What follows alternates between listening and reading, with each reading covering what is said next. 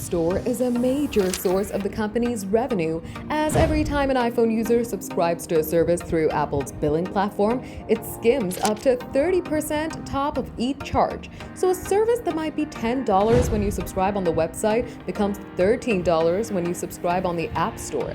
It's a phenomenon that's become known as the Apple tax. YouTube Premium is a prime example of that. Hey GadInsiders, welcome to your Tech Hub.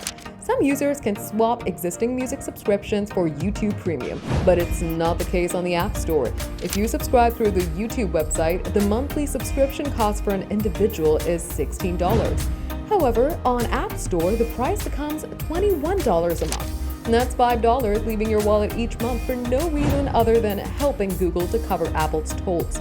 Some people prefer to build their subscriptions through Apple's App Store because of how predatory first-party billing can be. It's nearly impossible to find the cancel subscription button.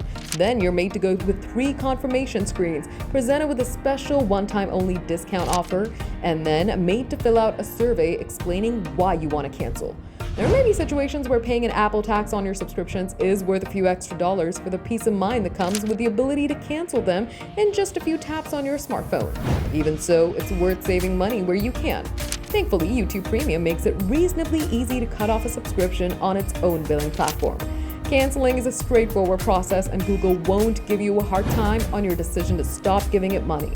All in all, if you're currently overpaying for YouTube Premium through the App Store, or if you've been considering getting the service, it's better to do it directly from the website rather than the App Store. For more updates, subscribe to GadInsider, like and share the video, and don't forget to press the bell icon so you never miss an update.